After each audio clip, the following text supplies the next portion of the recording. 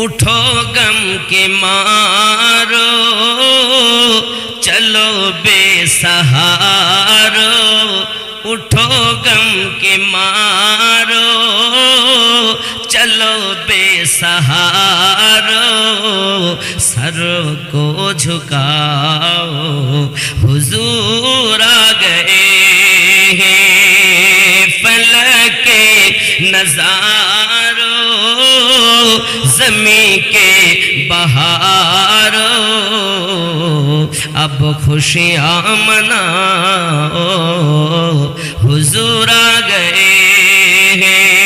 अल्लाह এই দুটোর আওয়াজ একটু বেশি করেন দিন, এই দুটোর একটু একটু এই দুটোর, হ্যাঁ। ও আলা আলি একটু দেন মাওলানা, ওগুলো না, এই দুটো খালি। কথা বুঝতে পারছেন নাকি বাপজি আমার?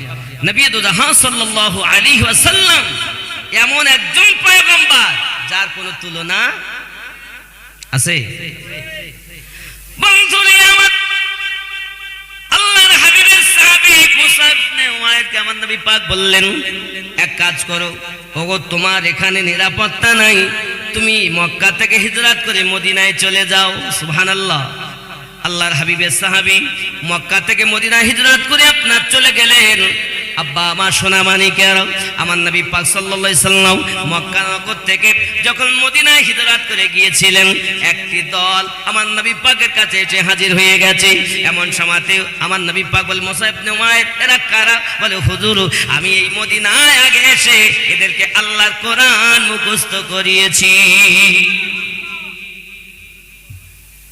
যুবকরা আমার, আমি বোঝাতে চাচ্ছি আল্লাহ পাকের কোরআন মাজিদ এত সুন্দর তেলাওয়াত।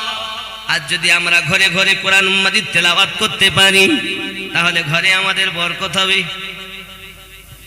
হবে না? কিন্তু আমরা ঘরে কি করি? গান, সিনেমা, আর কি সিরিয়াল দেখি।